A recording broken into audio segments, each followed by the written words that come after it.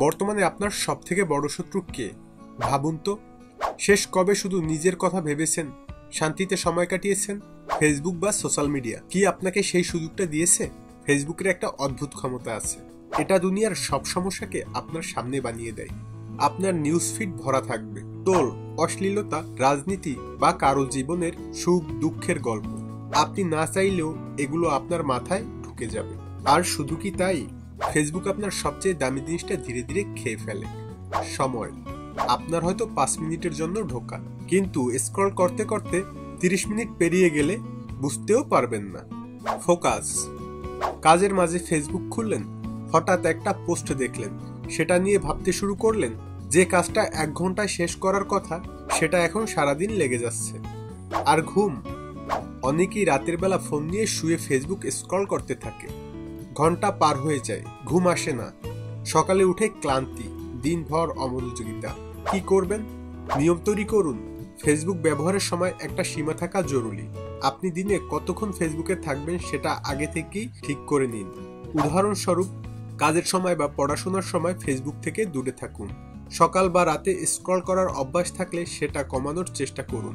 এক্সপার্টরা বলেন, সোশ্যাল মিডিয়ায় প্রতিদিন 30 থেকে 40 মিনিটের বেশি সময় দিলে ক্ষতির দিকে নিয়ে যায়। নির্দিষ্ট উদ্দেশ্য থাকুক। আপনার জীবনে ফেসবুকের ভূমিকা কি?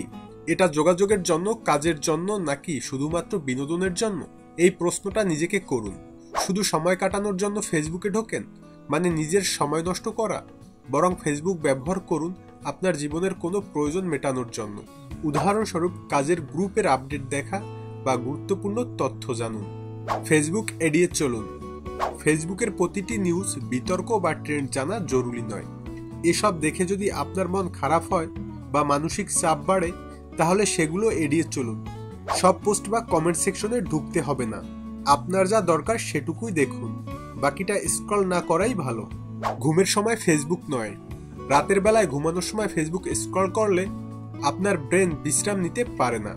স্ক্রিনের আলো মস্তিষ্ককে সক্রিয় রাখে, যার কারণে ঘুম দেরিতে হয়। তাই ঘুমানোর অন্তত 1 ঘন্টা আগে ফোন সরিয়ে রাখুন। চাইলে ফোনটি আরেকটি ঘরে রেখে দিন। বুঝে শুনে ফলো করুন। ফেসবুকে যাদের ফলো করছেন, তারা কি আপনাকে কোনোদিন মানসিক শান্তি বা প্রেরণা দিচ্ছে? যদি না দেয়, তাহলে ভেবে দেখুন তাদের ফলো করা উচিত কিনা। এমন মানুষকে ফলো করুন যারা ইতিবাচক, জ্ঞানমূলক বা অনুপ্রেরণামূলক পোস্ট করেন। এর ফলে আপনার নিউজ ফিড শুধু সময় নষ্ট করার জায়গা হবে না, বরং আপনার উন্নতির সহায়ক হবে। ফেসবুক আমাদের জীবনের অংশ হতে পারে, তবে পুরোপুরি জীবন নয়। সময়, ফোকাস আর মানসিক শান্তি, এগুলো আপনার সবচেয়ে বড় সম্পদ। ফেসবুক বা সোশ্যাল মিডিয়া যেন এগুলো চুরি করতে না পারে। জীবনটা আপনার হাতে থাকুক, ফেসবুকের হাতে নয়।